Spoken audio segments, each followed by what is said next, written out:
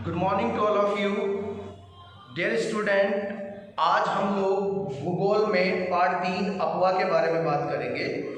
अफवाह क्या है, सबसे पहले तो अफवाह के बारे में जान लेते हैं। अफवाह की परिभाषा क्या है? अफवाह की परिभाषा के लिए मैं बता देता हूं कि पृथ्वी की सतह पर जल की वह मात्रा जो गुरुत्वाकर्षण बल के कारण नदियों, नालों, जल धाराओं में बहती है, यानी पृथ्वी पर जल की वह मात्रा जो गुरुत्वाकर्षण के प्रभाव से नदियों, नालों और जल धाराओं में बहती है, वो अफवाह कहलाती है। इसके बाद बात करते हैं अफवाह तंत्र को लेकर। अफवाह तंत्र क्या है? अफवाह से ही अफवाह तंत्र बना है, यानी जो पानी बह रहा है वो तो अफवाह हो गया। और अफवाह तंत्र क्या है? यानी कुछ छोटी छोटी जल धाराएं, जब कुछ छोटी छोटी जल धाराएं मिलकर एक मुख्य नदी, एक बड़ी नदी का निर्माण करती है, तो वो अफवाह तंत्र कहलाती है। भारत में अफवाह तंत्र को लेकर अगर मैं बात करूं तो भारत में अफवाह तंत्र को भौगोलिक दृष्टि से दो भागों में बांटा गया है। पहला है हिमालय की नदियां और दूसरा है प्रायद्वीपीय नदियां। हिमालय की नदियां और प्रायद्वीपीय नदियां, इन नदियों को के नाम से ही पता चल रहा है कि हिमालय की नदियां जो हिमालय से निकलने वाली है और प्रायद्वीपीय नदियां जो प्रायद्वीपीय यानी पश्चिमी भाग से निकलने वाली नदियां होती हैं। उदाहरण के लिए जैसे समझा देता हूँ, गंगा नदी और ब्रह्मपुत्र नदी।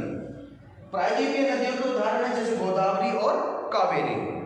हिमालय की नदियां जो है वर्ष भर इनमें पानी रहता है, क्योंकि इसके भी दो कारण हैं। जैसे पहला कारण कि वर्षा का जल, और दूसरा पहाड़ों पे जो बर्फ होती है, जो हिम होती है, वो पिघलकर पानी का रूप लेकर इन नदियों में आ जाती है, तो इसलिए इन नदियों में वर्ष भर पानी रहता है।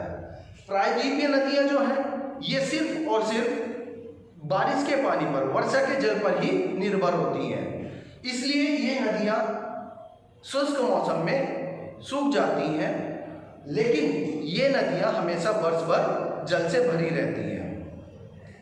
गंगा नदी की अगर मैं बात करूं, इसके अफवाह के बारे में अगर मैं बात करूं अफवाह तंत्र के, जैसे गंगा नदी जो है वो यमुना, घाघरा, गंडक, कोसी, इस तरह की कुछ छोटी छोटी मुख्य नदियों से मिलकर एक मुख्य नदी का निर्माण करती है, जैसे गंगा। तो ये है हमारा भारत में अफवाह तंत्र। अफवाह तंत्र के बारे में मैंने बताया दो तरह की नदियां होती हैं, और ये नदियां, उनके बारे में भी मैंने डिफाइन किया आपको कि हिमालय की नदियां क्या है और प्रायद्वीपीय नदियां क्या है। देखिए, जितनी भी नदियां हैं वो सब, अगर मैं बात करूं दिशाओं की,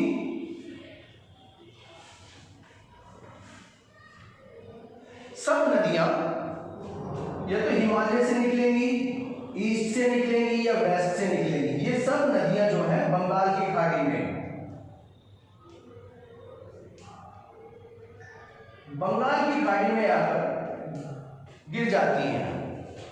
लेकिन दो नदियों की अगर मैं बात करूं, नर्मदा और तापी, वो दो नदियां जो हैं सभी नदियों से अलग हैं, जो अरब सागर की तरफ बहती हैं और वो अपना अरब सागर में आकर गिर जाती है।